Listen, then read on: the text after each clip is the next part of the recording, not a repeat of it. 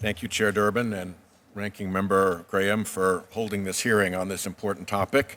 Last February, Senator Kennedy and I held a hearing with the chairman's support in my federal court subcommittee to highlight a way that corporations have been abusing the bankruptcy system.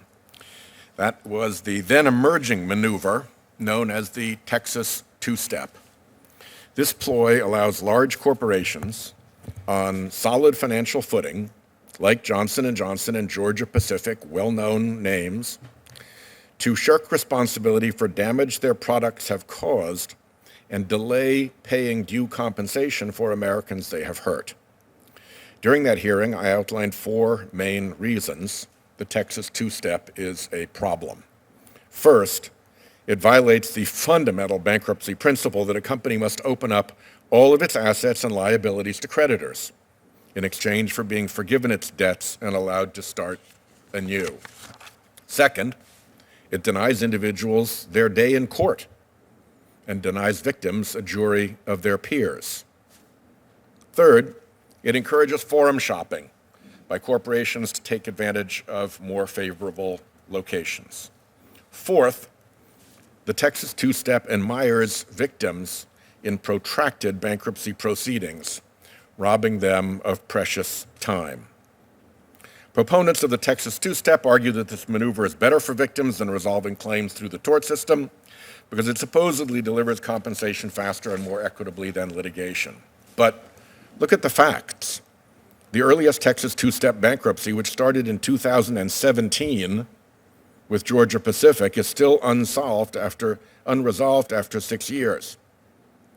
As for equity and fairness, take the fact that when Johnson & Johnson attempted to use the Texas two-step to resolve tens of thousands of claims against it for cancer caused by its talc products, the company's initial proposal of a $2 billion settlement fund and its subsequent $8.9 billion settlement offer were both dismissed by courts after they determined that there was no justification for Johnson & Johnson's subsidiary to declare bankruptcy in the first place, given Johnson & Johnson's financial strength. Put all this together, and it sure looks like a dirty trick, where a company flush with cash tries to put its assets out of reach and then bogs down tort claimants in bankruptcy proceedings that drag out for years with only a thin funding agreement as a promise to pay out compensation. In that hearing last February, we heard from Kimberly Naranjo, whose testimony just appeared in the chairman's video. She was diagnosed with terminal mesothelioma after using Johnson & Johnson baby powder. She sued Johnson & Johnson, and her claim was halted, along with 38,000 others, once Johnson & Johnson undertook the Texas two-step and put its talc liabilities into bankruptcy proceedings. During Kimberly's brave and moving testimony, she told us how, when she learned that she could file a lawsuit and have it decided by a jury, she saw a path forward for her family. She believed that justice would be done and that her loved ones would be taken care of even after she was gone. She was filled with hope.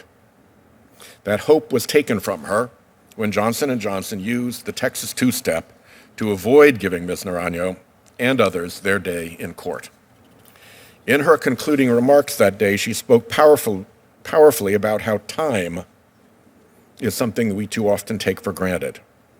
She was scared for her family and the prospect that after she passed, nothing would come to resolution for years. Ms. Naranjo died in January of this year. People are dying while corporations try out this bankruptcy trick to see if they can make it stick.